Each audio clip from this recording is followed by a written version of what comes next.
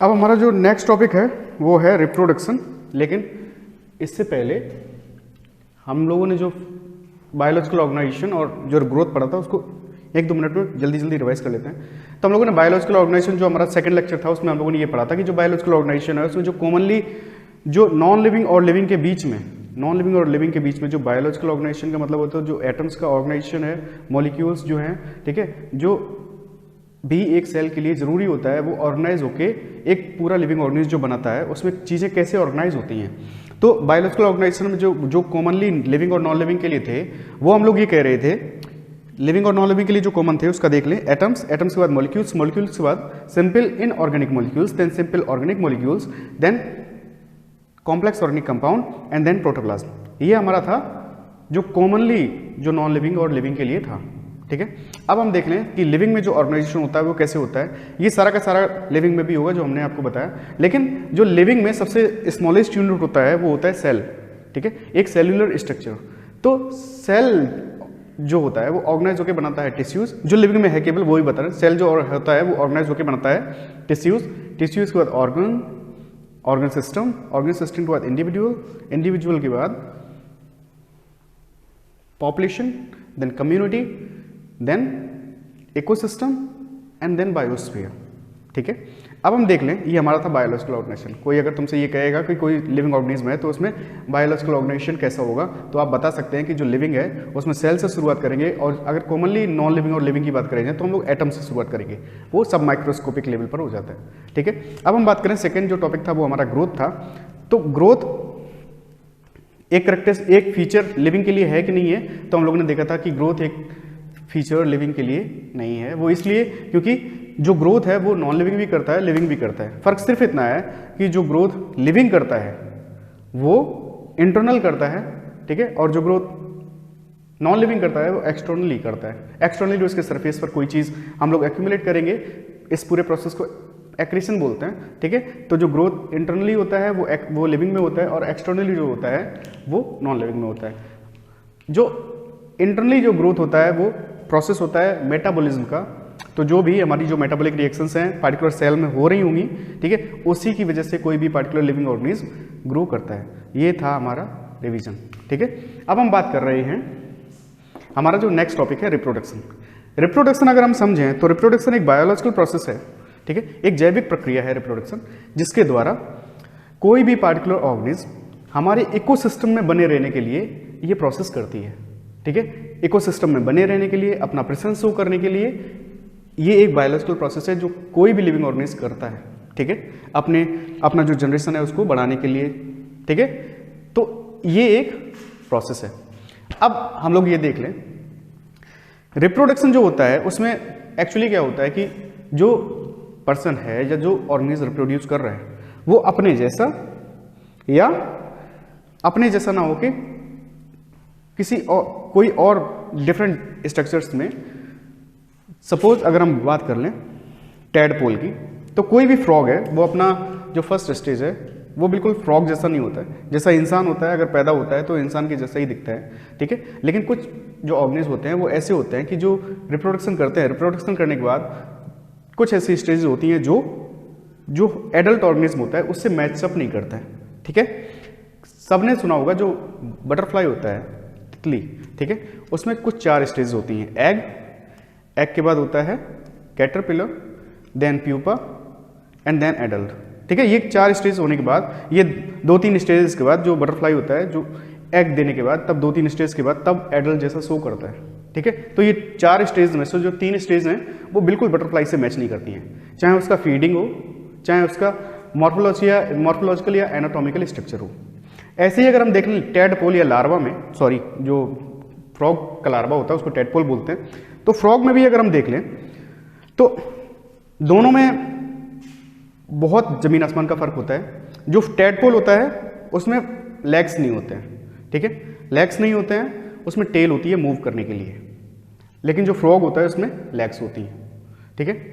Feeding में जो larva जो टैडपोल होता है वो जो एल्गी होता है या फ्लोटिंग जो वेजिटेशन होता है, ठीक है, उस पर फीड करता है, वो उसको खाता है, तो वेजिटेरियन एक तरीके से हुआ।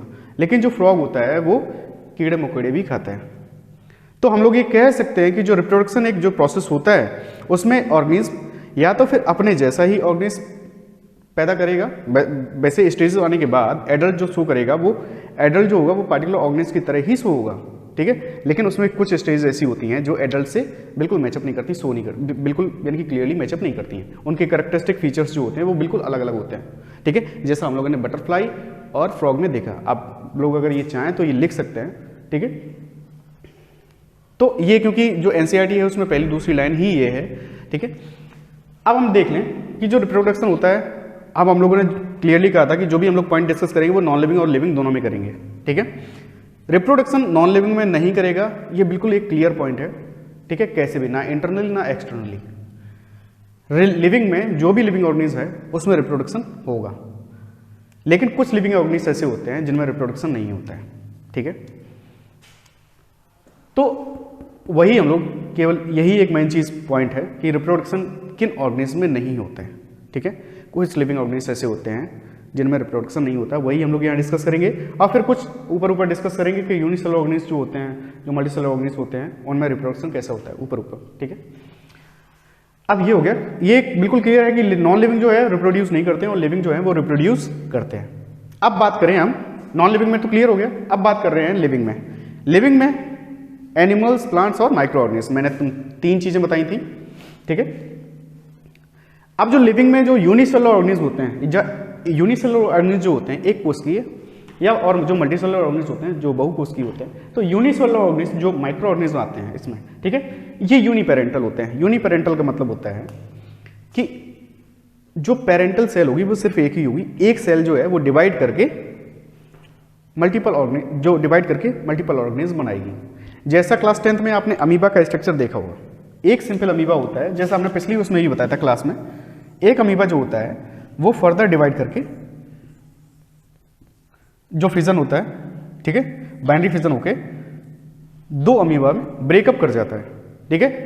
तो ये क्योंकि ये एक पेरेंटल सेल है, हम लोग जो बोलते हैं, और ये हमने पहले भी आपको बताया कि ये एक पेरेंटल सेल है, तो ये एक पेरेंटल सेल मल्टीपल, या अगर बाइनरी फिजन हो रहा है तो बाइनरी फिज दो होता है, दो डॉटर सेल्स में डिवाइड हो जाएगा, ठीक है, डॉटर सेल्स में डिवाइड हो जाएगा।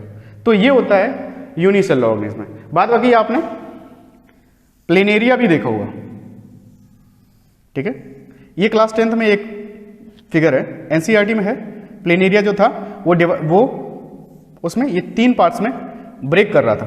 तो 3 पार्ट्स में ब्रेक करने के बाद जो भी हमारे पास जो ऑर्गेनिज्म बना था, ठीक है, जो ये ऑर्गेनिज्म ब्रेक किया, मैंने उसके पार्ट्स कर दिए 3 पार्ट्स, तो ये 3 पार्ट्स रीजनरेशन प्रोसेस से बिल्कुल नया ऑर्गेनिज्म बन जाएगा। यानी कि एक ऑर्गेनिज्म से अगर काट दोगे तो 3 डिफरेंट ऑर्गेनिज्म हमको मिल जाएंगे, ठीक है। ये था यूनिसेलुलर ऑर्गेनिज्म। यूनिसेलुलर ऑर्गेनिज्म जो पेरेंट होता है वो एक होता है, ये याद रखना, ठीक है, यूनिपेरेंटल है इसीलिए लिखा था। अब यूनिपेरेंटल नॉन गैमेटिक होते हैं, और जो रिप्रोडक्शन होता है वो एसेक्सुअल यानी कि अलैंगिक होता है।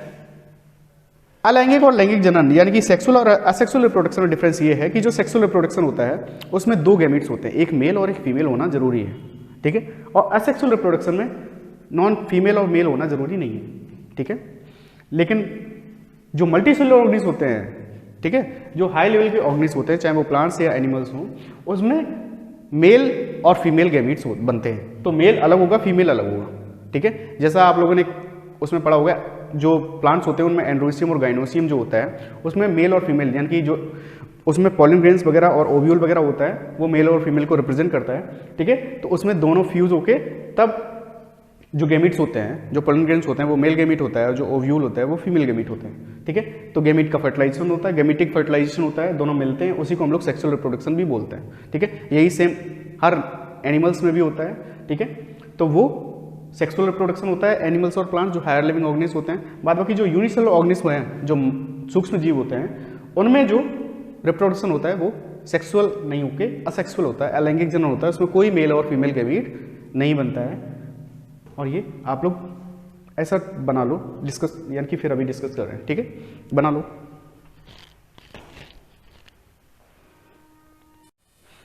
अब अगर मैं रिप्रोडक्शन में देखूं तो रिप्रोडक्शन सेक्सुअल असेक्सुअल मैंने आपको बताया। असेक्सुअल रिप्रोडक्शन को हम लोग क्लोन्स भी कह सकते हैं। क्लोन्स इसलिए कह सकते हैं आपने शायद पढ़ा भी होगा कि जो हायर जो प्लांट्स और एनिमल्स होते हैं, जैसे हम लोग हैं, हम लोगों के माता पिता जो है ना, उनसे हमारा जो डीएनए होता है वो बिल्कुल अलग अलग होता है, ठीक है। यानी कि थोड़ा सेम होता है 99% लेकिन 0.1% हम लोग डिफरेंट होते हैं, ठीक है। तो लेकिन जो क्लोन होते हैं वो जेनेटिकली एंड मॉर्फोलॉजिकली, या अगर हम कहें मॉर्फोलॉजिकली और एनाटॉमिकली वो सिमिलर होते हैं, ठीक है। मॉर्फोलॉजिकली यानी कि बाहर से, एंड एनाटॉमिकली यानी कि अंदर से सिमिलर, ठीक है। यानी कि इनके डीएनए में कोई भी चेंज नहीं होगा, ये आप याद रखना, ठीक है।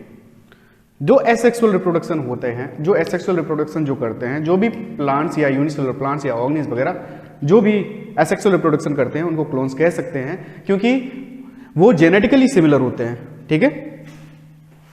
और जेनेटिकली सिमिलर होते हैं इसीलिए वो मॉर्फोलॉजिकली और एनाटॉमिकली डिफरेंट नहीं होते हैं अपने पेरेंट्स से, ठीक है, जो उनका यूनि पेरेंट होता है। फिर से हम लोग एसेक्सुअल रिप्रोडक्शन से जो प्रोजेनी बनेगी या जो बेबी या जो यानी कि प्लांट बनेगा, जो माइक्रो ऑर्गेनिज्म होते हैं, जो भी चीज बनेगा वो उसको हम लोग क्लोन्स कह सकते हैं। उसको क्लोन इसलिए कह सकते हैं, एनसीईआरटी में है भी क्लास 12 चैप्टर 1, ठीक है। क्लोन्स इसलिए कह सकते हैं क्योंकि वो जेनेटिकली सिमिलर होते हैं, उनके डीएनए में कोई चेंज नहीं होता है। जो पेरेंटल डीएनए होता है वही सेम प्रोजेनी का जो डीएनए होता है, दोनों सेम होते हैं, बिल्कुल सेम होते हैं, इसीलिए उनको क्लोन्स कह सकते हैं। उनके वो मॉर्फोलॉजिकली एंड एनाटॉमिकली यानी कि बाहरी रूप से या आंतरिक रूप से वो बिल्कुल अपने पेरेंट जैसे होते हैं, इसीलिए हम लोग उसको क्लोन्स कहते हैं। अब एसेक्सुअल रिप्रोडक्शन जो होता है उसके काफी टाइप्स होते हैं, जैसे प्लेनेरिया है,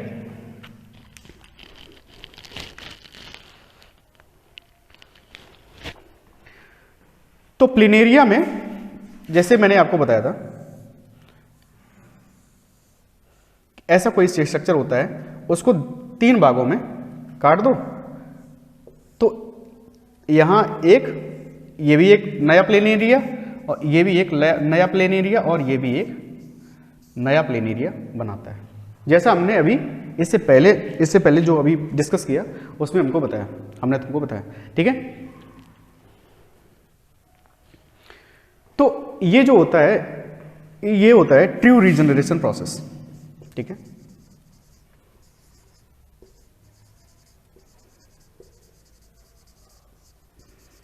और इसको मॉर्फोलॉक्सिस भी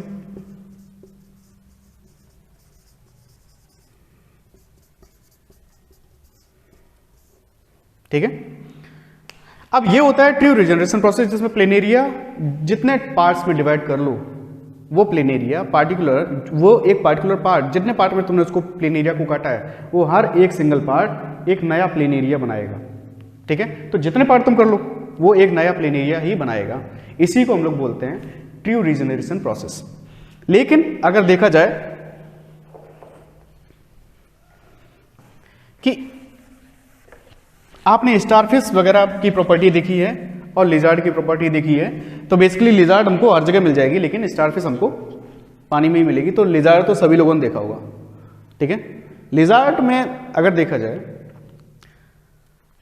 लिजार्ड की जैसे जो पूंछ होती है वो अगर कट भी जाती है तो वो पूंछ दोबारा ग्रो कर जाती है। ऐसे ही सेम स्टारफिश में होता है कि स्टारफिश में अगर कोई पार्ट ब्रेक कर जाता है, टूट जाता है, ठीक है, डैमेज हो जाता है, तो वो पार्ट रीजनरेट हो जाता है। यानी कि उसमें जो पार्ट टूटा है वो पूरा लिजार्ड नहीं बनता है। अगर लिजार्ड की जो पूंछ टूटी है वो पूंछ पूरी लिजार्ड में कभी डेवलप नहीं होती है, लेकिन जो पूंछ टूट गई है उस पार्टिकुलर ऑर्गेनिज्म की, उस पार्टिकुलर लिजार्ड की, वो जो पार्टिकुलर पार्ट टूट गया है वो पार्टिकुलर पार्ट रीग्रोथ हो जाता है, ठीक है। उसको भी हम लोग रीजनरेशन प्रोसेस ही बोलेंगे। फर्क सिर्फ इतना है कि वहां पर एपिमॉर्फोसिस हो रहा है, तो वहां पर पूरा जो होल पार्ट है वो होल ऑर्गेनिज्म में ग्रोथ नहीं हो रहा है, तो इसमें हम लोग बोलते हैं, उसको बोल रहे थे मॉर्फोलैक्सिस और इसमें बोलते हैं एपिमॉर्फोसिस। और ये होता है लिजार्ड है, स्टारफिश वगैरह है उसमें, ठीक है। एपीमॉर्फोसिस और मॉर्फोलैक्सिस में केवल इतना डिफरेंस होता है कि जो एपीमॉर्फोसिस होता है उसमें जो भी पार्ट ब्रेक कर गया है केवल वही पार्ट उस पार्टिकुलर ऑर्गेनिज्म में रीग्रोथ कर जाएगा। जो पार्ट लॉस हो गया है वो रीग्रोथ कर जाएगा वही पार्ट केवल। लेकिन जो मॉर्फोलैक्सिस है या ट्रू रीजनरेशन प्रोसेस है उसमें क्या होता है कि जो बॉडी पार्ट ब्रेक करके अलग हो गया है वो बॉडी पार्ट अलग हुआ है वो एक नया ऑर्गेनिज्म बनाता है। ठीक है, तो ये भी लिख लेना और ऊपर वाला भी लिख लेना। अब असेक्सुअल रिप्रोडक्शन के कुछ हम टाइप्स देख लें, क्योंकि बाद बाकी ये तो क्लास 12th में जो फर्स्ट चैप्टर हम लोग डिस्कस करेंगे उसमें हम लोग ये बिल्कुल एक्सप्लेन करके पढ़ेंगे। यहाँ हम लोग देख लें कि असेक्सुअल रिप्रोडक्शन किन किन तरीकों से हो सकता है, लगभग 2-4 टाइप्स देख लें। तो जैसे हाइड्रा है, ऐसा एक हाइड्रा ऑर्गेनिज्म होता है। ठीक है, ये एक पार्टिकुलर जो हाइड्रा होता है जब ये हाइड्रा रीग्रो यानी कि जो हाइड्रा ग्रोथ करता है या जो एसेक्सुअल रिप्रोडक्शन करता है तो जो हाइड्रा होता है उसमें कुछ ऐसी बर्ड्स ऐसी निकल आती हैं, इसको जो कलियां ऐसी निकल आती हैं। ये बेसिकली क्या होता है, पहले जो हाइड्रा होगा ये जो बर्ड होगी ये हाइड्रा ही होती है, एक नया ऑर्गेनिज्म होती है। ये पहले इसी पर ग्रोथ करेगी। ग्रोथ करने के बाद जब ये बर्ड पूरा एक हाइड्रा में डेवलप कर जाएगा, पूरा एक हाइड्रा ऑर्गेनिज्म बना लेगा, उसके बाद ये इससे डिटैच हो जाएगा यानी कि अलग हो जाएगा और एक नया हाइड्रा बन जाएगा। ठीक है, तो जो बर्ड होती है वो हाइड्रा में भी होती है, जो यानी कि asexual reproduction by budding hydra में होती है और सेम वही ईस्ट में भी होती है। ये एनसीईआरटी में एक फिगर है क्लास 12th में चैप्टर 1। ठीक है, तो ये जो ईस्ट है, इस ईस्ट में क्या होगा, एक ऐसा उभरा हुआ पार्ट निकल आएगा, इसी को हम लोग बर्ड बोलते हैं। ठीक है, यही जो बर्ड होता है वो ग्रोथ करके ये पार्ट अलग हो जाएगा और एक नया ईस्ट बनाएगा। ठीक है, एक नया प्रोजेनी।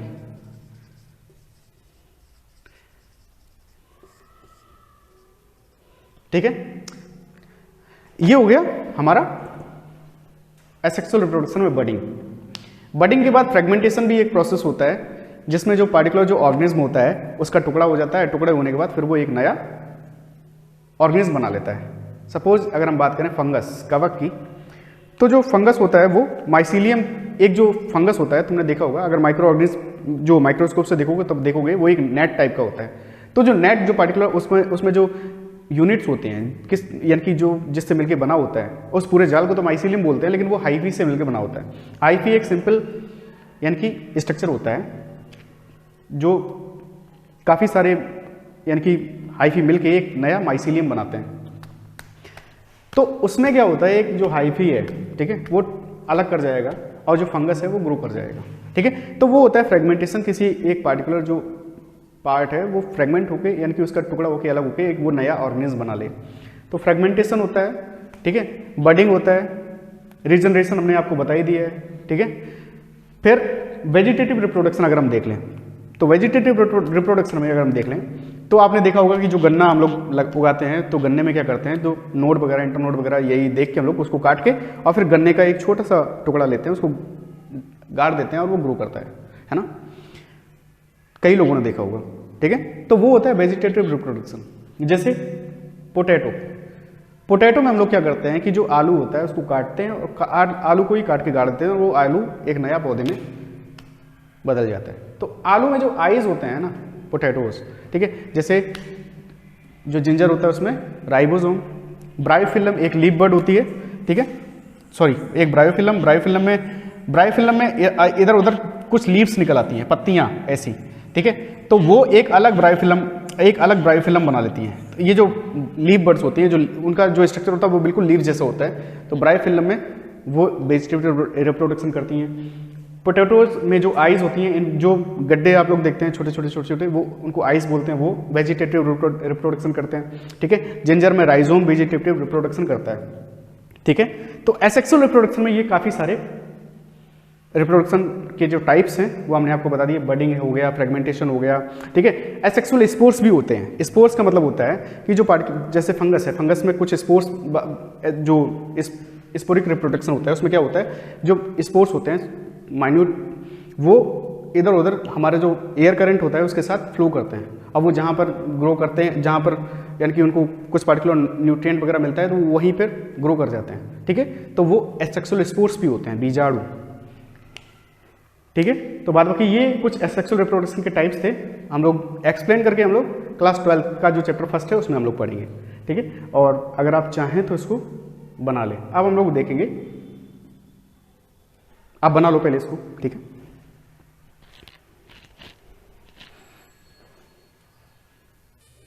हाँ, एक ये बाइनरी फिजन जो पार्ट है ये, और यानी कि एक ऑर्गेनिज्म जो है ना वो ब्रेक करके दो ऑर्गेनिज्म में डिवाइड कर जाए, इसी को हम लोग बाइनरी फिजन कहते हैं। और ये अमीबा, पैरामीशन वगैरह इन ऑर्गेनिज्म में होता है। ठीक है, ऐड कर लें ये पॉइंट है।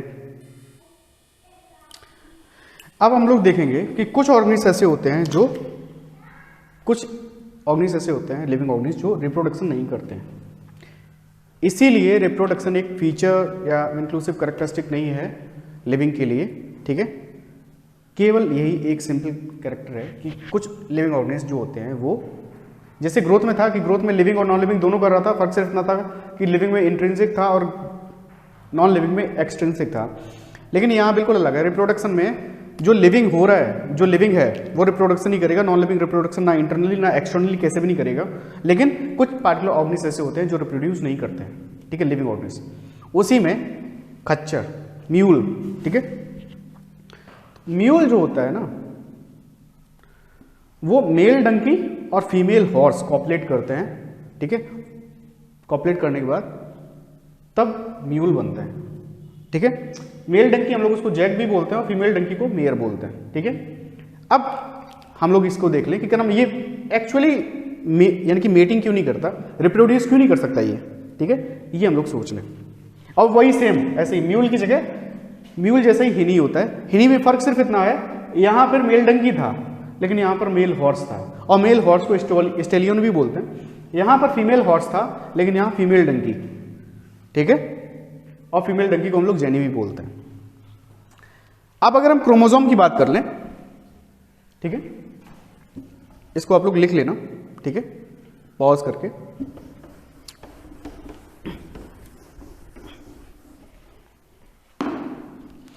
हम लोग ये एग्जांपल ले लेते हैं हिनी का। ठीक है, अगर हम बात कर रहे हैं मेल हॉर्स की, ठीक है, और फिर बात कर रहे हैं हम लोग फीमेल डंकी, ये दो जानवर हमने लिए और इनको मेटिंग करवाया मैंने। ठीक है, मेटिंग करवाने के बाद जो बना वो बना हिनी। ठीक है, अब मेल हॉर्स के पास कितने क्रोमोसोम्स थे? जो हॉर्स होता है चाहे वो मेल हो या फीमेल, उसके पास 64 क्रोमोसोम्स होते हैं। ठीक है, और जो फीमेल जो डंकी, और जो डंकी चाहे मेल हो या फीमेल, उसके पास 62 क्रोमोसोम्स होते हैं। ठीक है, तो सभी लोग ये जानते हैं कि जो भी ऑर्गेनिज्म होता है जो फर्टिलाइज करते हैं, ठीक है, वो हाफ जो क्रोमोसोम्स होते हैं वो मेल से आते हैं और हाफ क्रोमोसोम जो होते हैं वो फीमेल से आते हैं। अब इससे हाफ क्रोमोसोम आया तो 64 का हाफ 32, तो इससे आया 32 क्रोमोसोम। ठीक है, और 62 क्रोमोसोम यानी कि इससे आया 31 क्रोमोसोम। ये है हॉर्स का और ये है डोंकी का, डंकी। ठीक है, अब ये 32 क्रोमोसोम और 31 क्रोमोसोम कितना हो गया? 63 क्रोमोसोम। ना इससे मैच कर रहा है और ना इससे मैच कर रहा है। ठीक है, फर्टिलाइज करेगा ही नहीं। समझ गए? सेम प्रोसेस हिनी और सेम प्रोसेस म्यूल में भी होती है। ठीक है, अब ये इसीलिए फर्टिलाइज नहीं करते हैं। ठीक है, ना इसके साथ कॉपुलेट कर सकते हैं और ना ये इसके साथ कॉपुलेट कर सकते हैं। ठीक है, तो ये म्यूल और हिनी में आई थिंक आपको समझ में आ गया वो। ठीक है, और ये और जो पिछले वाला है वो जो म्यूल और हिनी का है, ये लिख लेना। जो क्रोमोसोमल डिसिमिलरिटीज होती हैं उसकी वजह से जो पार्टिकुलर लिविंग ऑर्गेनिज्म है, जो हिनी है या म्यूल है, ये फर्टिलाइज नहीं करते हैं। ठीक है, या बच्चे पैदा नहीं कर सकते हैं। अब ह्यूमंस में भी अगर हम देख लें, जब आप लोग मॉलिक्यूलर बेस ऑफ जेनेटिक्स पढ़ेंगे क्लास 12 चैप्टर 5, ठीक है, रिप्रोडक्टिव हेल्थ के बाद वाला, कुछ ह्यूमंस ऐसे होते हैं जैसे टर्नर सिंड्रोम की अगर हम बात करें, उसमें है ये टर्नर एंड क्लाइनफिल्टर सिंड्रोम।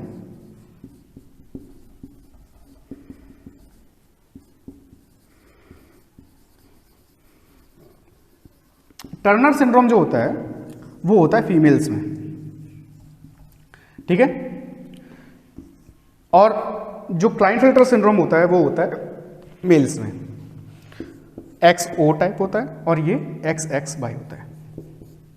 ये होता है फीमेल में और ये होता है मेल में, ठीक है। क्लाइनफेल्टर सिंड्रोम की अगर हम बात, सॉरी टर्नर सिंड्रोम की अगर हम बात करें तो जो XO है एक्चुअली जो फीमेल होता है, ठीक है, जो फीमेल होता है उसमें जो ह्यूमन फीमेल है उसमें जो क्रोमोसोम्स होते हैं, जो गेमिट्स बनते, जो गेमेटिक फॉर्मेशन होता है, अगर XX टाइप होगा तो बनेगा फीमेल और XY टाइप होगा तो बनेगा मेल। ये सभी लोग जानते हैं बिना किसी डाउट के, ठीक है। लेकिन यहां पर एक X क्रोमोसोम की कमी है, ठीक है, यानी कि ये एक X क्रोमोसोम जो है वो एक्चुअली है ही नहीं, खत्म ही हो गया, ठीक है। तो यहां पर अगर एक X क्रोमोसोम की कम हो गया तो वो टर्नर सिंड्रोम हो गया। अब एक X क्रोमोसोम कम हो गया तो इसके कैरेक्टर्स ऐसे होते हैं कि ये जो लड़की होती है, ये जो फीमेल होती है, ये एक्चुअली फर्टिलाइज नहीं करती है, ठीक है। जो सेकेंडरी सेक्सुअल कैरेक्टर्स होते हैं वही डेवलप नहीं होते हैं। ओवरी अनडेवलप्ड होती है, अंडर डेवलप्ड नहीं, अनडेवलप्ड होती है, ठीक है। जो ब्रेस्ट होते हैं एक्चुअली वो बिल्कुल वैसे नहीं होते, बिल्कुल ऐसे सपाट से होते हैं, सॉरी, ठीक है। तो जो फीमेल है इसमें ये चीज़ ग्रो ही नहीं करती है, जो सेक्सुअल कैरेक्टर्स होते हैं, ठीक है। ओवरीज जो होती हैं वो बिल्कुल अनडेवलप्ड होती हैं, तो ये जो फीमेल होती है ये स्टेराइल होती है, ये बच्चे पैदा नहीं कर सकती है। सेम वही क्लाइनफेल्टर सिंड्रोम की अगर हम बात कर लें तो ये एक नॉर्मल जो मेल होता है उसका गेमेटिक फॉर्मेशन है, लेकिन जो क्लाइनफेल्टर सिंड्रोम होता है उसमें एक X क्रोमोसोम ज्यादा होता है, ठीक है, और X क्रोमोसोम ज्यादा है तो ये एक अनफर्टिलाइज्ड मेल है, ठीक है। क्योंकि जो क्रोमोसोमल डिसिमिलरिटीज होती हैं ये ना माँ से और ना पापा से मैचअप करता है। अगर इसका टोटल देखेंगे तो 45 क्रोमोसोम होता है और इसका देखेंगे तो 47 क्रोमोसोम होता है, ठीक है। लेकिन जो नॉर्मल ह्यूमन होता है, नॉर्मल जो ह्यूमन होता है उसमें 46 क्रोमोसोम्स होते हैं, ठीक है, 46 क्रोमोसोम्स होते हैं और इन 46 क्रोमोसोम्स में 22 पेयर्स जो होते हैं वो ऑटोसोम्स होते हैं,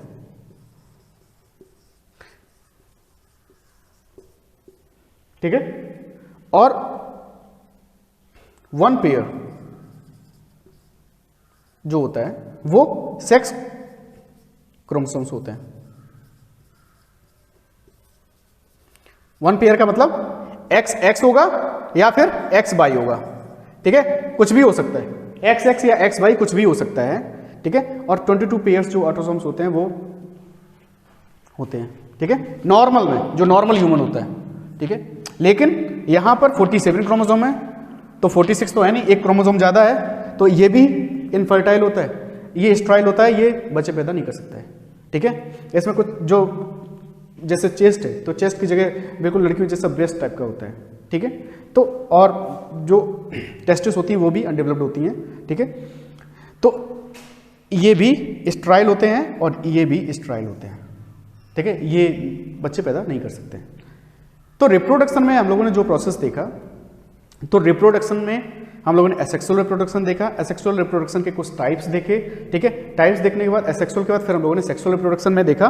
तो सेक्सुअल रिप्रोडक्शन होता है उसमें मेल और फीमेल दोनों की जरूरत होती है, दोनों की जरूरत होती है, दोनों गैमेट्स की जरूरत होती है। गैमेट्स जब फ्यूज करते हैं तब एक बच्चे पैदा होते हैं, ठीक है, ये होता है रिप्रोडक्शन, ठीक है। सेक्सुअल रिप्रोडक्शन, अब हम बात कर रहे हैं कि एक्चुअली रिप्रोडक्शन लिविंग के लिए एक कैरेक्टरिस्टिक फीचर क्यों नहीं है, एक फीचर क्यों नहीं है, तो वो इसीलिए नहीं है क्योंकि कुछ ऑर्गेनिज्म ऐसे होते हैं जो लिविंग होने के बावजूद बच्चे पैदा नहीं कर सकते, ठीक है। और उन कुछ हमने मेल भी देख लिए, ठीक है, मेल फीमेल दोनों देख लिए, जैसे और ये यानी कि ये ह्यूमंस में देख लिया, ऐसे ही हम लोगों ने म्यूल और हिनी का एग्जाम्पल भी देखा, ठीक है। सेम ऐसे एग्जाम्पल अगर हम लोग मधुमक्खी का ले लें, ठीक है, तो जो वर्कर बीज होती हैं वो भी स्टेराइल होती हैं, वो बच्चे पैदा नहीं कर सकती हैं, याद रखना इस चीज़ को, ठीक है। तो ये कुछ ऐसे लिविंग ऑर्गेनिज्म होते हैं जो स्टेराइल होते हैं, बच्चे पैदा नहीं कर सकते। तो रिप्रोडक्शन एक कैरेक्टरिस्टिक फीचर लिविंग के लिए नहीं है, ये इसका कोर रिजल्ट है, ठीक है।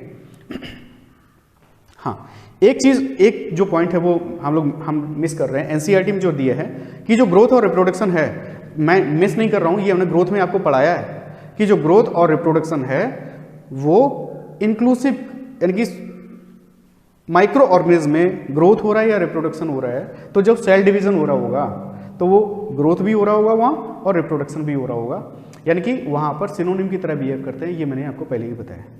ठीक है, तो यही केवल एक पॉइंट हम लोग मिस कर रहे थे इसमें जो एनसीईआरटी में है। ठीक है, बाद बाकी सारा का सारा जो पॉइंट्स है वो हम डिस्कस कर चुके हैं, और इसका जो कोर रिजल्ट है वो यही है कि कुछ लिविंग ऑर्गेनिज्म ऐसे होते हैं जो लिविंग होने के बावजूद रिप्रोड्यूस नहीं करते हैं, रिप्रोडक्शन प्रोसेस नहीं करते हैं, इसीलिए रिप्रोडक्शन एक कैरेक्टरिस्टिक फीचर नहीं है लिविंग के लिए। I hope you understand well. ठीक है, तो ये टॉपिक ये लिख लेना। ठीक है, और कोई क्वेरी हो तो प्लीज़ आप हम लोगों को बताइए। ठीक है, थैंक यू, नोट डाउन कर लो आप।